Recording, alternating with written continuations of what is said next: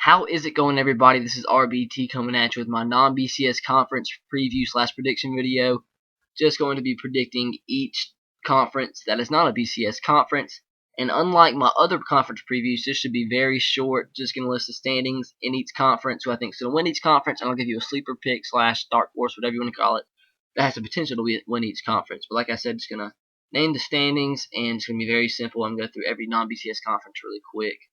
And let's start with the Mountain West Conference. Starting in the West Division, coming in 6th place, UNLV. 5th place, Hawaii.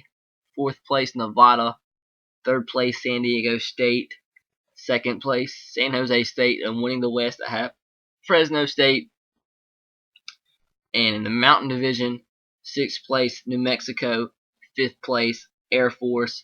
4th place, Wyoming. 3rd place, Colorado State. 2nd place, Boise State, and winning the Mountain Conference or Mountain Division, I have Utah State.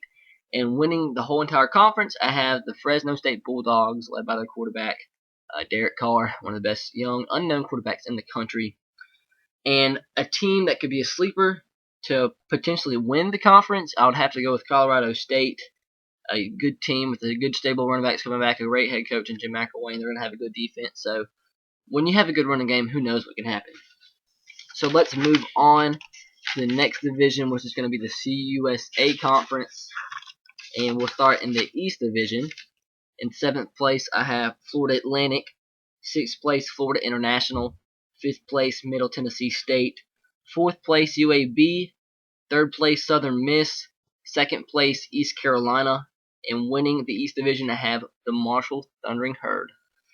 Rakeem Cato is one of the best quarterbacks that you probably don't know of, and watch out, he's going to put up some amazing stats this season. And moving on to the West Division, 7th place, University of Texas San Antonio. 6th place, UTEP. 5th place, Louisiana Tech. 4th place, North Texas. 3rd place, Tulane. 2nd place, Tulsa. And winning the West, actually have Rice, and that's actually a popular pick. Rice has a ton of talent coming back and a lot of experience. That's why I have them winning the West. But winning the conference, I have Marshall. Just too much talent on that offense. And a dark horse to actually win this USA, and this would be absolutely insane if they did so, is Southern Miss. They have a really good defense coming back. They have their starting quarterback, Alan Bridgeford, coming back. And just talent all around.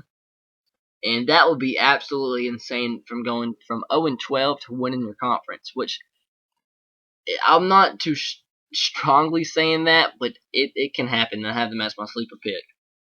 But like I said, I have Marshall winning this USA. Moving on to the next conference is the MAC. And I think there's only one more conference after this, and that is actually it. So in the MAC, we'll start in the West Division, coming in 6th place, Eastern Michigan. 5th place, Western Michigan. 4th place, Central Michigan. 3rd place, Ball State. 2nd place, Toledo. And 1st place, Northern Illinois, winning the MAC West Division. Moving on to the East. In 7th place, I have UMass. 6th place, Akron. 5th place, Miami of Ohio. 4th place, Buffalo. 3rd place, Kent State. 2nd place, Bowling Green. And winning the division, I have the Ohio Bobcats. Even though they don't bring much back from last year, but they bring back some talented players on offense, including their quarterback, Tyler Tattleton, one of the best quarterbacks in the non-BCS conferences. But Northern Illinois has a quarterback coming back that's better than Tyler Tattleton. That's Jordan Lynch, and I have Northern Illinois winning the MAC once again. Last year they edged out Kent State late in the MAC championship. And if I had to pick a sleeper in this conference, there's a bunch of teams I could potentially see as a sleeper. I would say Kent State, but I don't think they're too far for people's radar, so I don't think they're going to be low enough on people's radar to be a sleeper team, even though they lost Darrell Hazel, the head coach, to Purdue. But if I had to pick a sleeper, it would probably be Ball State. A lot of experience coming back, good talent on offense, and it wouldn't surprise me if they competed for the MAC once again this year. And moving on to what I said is the last conference in this video. This video is going to be less than 6-7 minutes. It's the Sun Belt Conference, which I believe is easily the worst conference in all of football. Last year, you could have argued that the WAC was, but the WAC no longer plays football. After all the conference expansion, they got decimated, just completely depleted of all their good teams. Had a few teams that had to leave to be independents because they didn't get any invites, but that was actually New Mexico State and Idaho, and the Sun Belt actually invited them to join their conference. Sun Belt's looking to they're looking to add 12 teams so they can have a conference championship game to be a little bit tougher as a conference, but we'll just have to see where that goes. So let's get started here. 8th place have Georgia State. 7th place Texas State. 6th place my South Alabama Jaguars, where I'm actually attending school this fall. 5th place Troy. 4th place Arkansas State. 3rd place Western Kentucky. 2nd place Louisiana Lafayette. And winning the Sun Belt is Louisiana Monroe, because the Sun Belt obviously doesn't have a championship game with only 8 teams. And it's hard to pick a sleeper in this conference. Definitely the bottom 4 teams I don't see having a chance at all. So I would have to say Western Kentucky.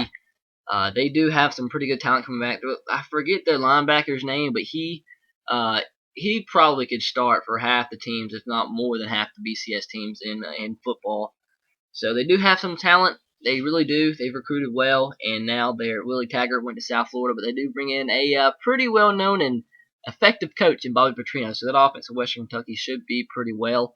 They should execute pretty well. Sorry, they did lose quarterback Quan Jakes last year. He was a senior, and now I have to see how the new batch of quarterbacks can do, but I'm sure under Bobby Petrino's offense, they'll put up some good stats. So if I had to pick a dark horse to win the conference, it would be Western Kentucky. So that's been it, guys. Please subscribe to my channel if you haven't already. And that was my last conference preview, so hope you enjoy all of them. If you haven't seen any of them, please go look and watch them, because that would be appreciated, because a lot of hard work and a lot of late nights have been spent on these videos the past week. So we've been wanting to get these videos out by Friday, because that's the release of NCAA Football 14. So I hope you enjoyed. Let me know if you agree, disagree with my predictions. All the feedback that I get is appreciated. Please leave a like if you haven't already. Let me know your predictions for any of these conferences in the comment section below. Get some discussion going. Thank you, guys, and as always, roll tide, go Sox, and go Titans to you. I'll see you later.